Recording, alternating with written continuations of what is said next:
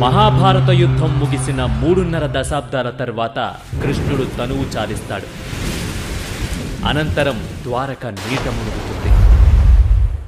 కానీ కృష్ణుడు తనంతట తాను అవతారం చాలించలేదు.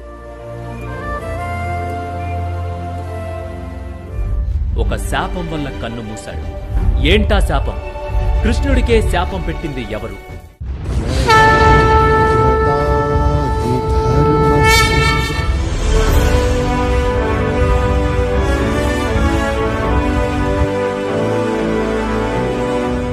కురుక్షేత్ర యుద్ధం.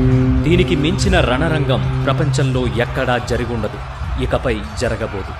యుద్ధం చివరి రోజున పాండవులు ఆనందించకపోగా తమ బంధువులు సైనికుల మరణం పట్ల చింతిస్తారు.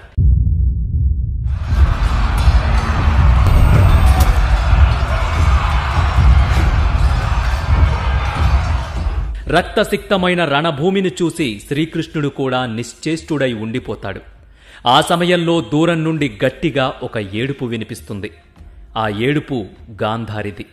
ఆ యుద్ధంలో గాంధారి తన 100 మంది సంతానాన్ని పోగొట్టుకుని బోరున విలపిస్తుంది. తన మొదటి సంతానం దుర్యోధనుడి దగ్గర కూర్చుని ఏడుస్తున్న గాంధారికి పాండవులు కృష్ణుడు వచ్చారని చెబుతాడు సంజయుడు.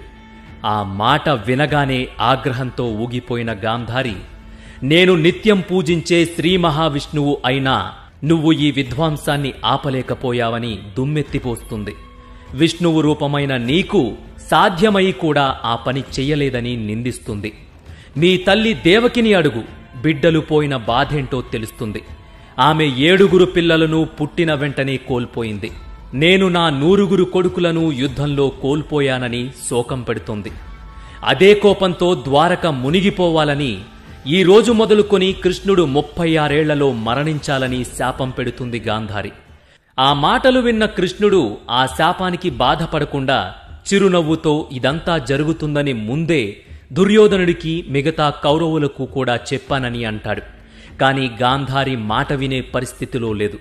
మరింత ఉక్రోషంతో, నా విష్ణు భక్తి నిజమైతే, నా పతి భక్తిలో ఎలాంటి లోపం లేకపోతే ఈ రోజు నుంచి 36 ఏళ్లలో నువ్వు మరణిస్తావని శపిస్తుంది.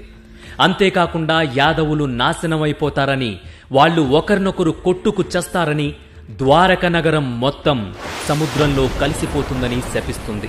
కోపం పట్టలేక శపించిన గాంధారి కాసేపటికి శాంతించి ఆవేశంలో తను అన్న మాటలకి పశ్చాత్తాపడి కృష్ణుడి పాదాలపై పడి ఏడుస్తుండగా ఆమెను పైకి లేపిన కృష్ణుడు ఆ శాపాన్ని తీసుకుంటాడు.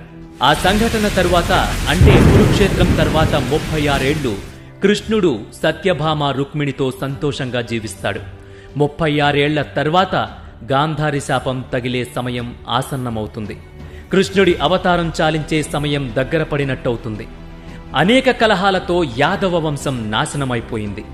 36 ఏళ్లు గడిచిపోయిందనే ఆలోచనలో కృష్ణుడు ఓ చోట కాలిపై కాలు వేసుకుని ఆలోచనలో నిమగ్నమై కాలు ఊపుతుండగా కదులుతున్న కాలివేలు చూసి పక్షి అని భ్రమపడి ఓ వేటగాడు బాణం సంధిస్తాడు.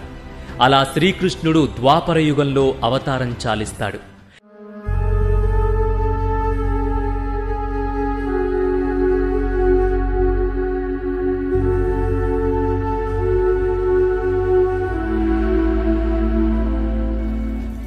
అయితే తరువాత కృష్ణుడికి అంత్యక్రియలు నిర్వహించగా శరీరం మొత్తం కాలిపోయినా గుండె మాత్రం అలాగే కొట్టుకుంటూ ఉండిపోతుందట.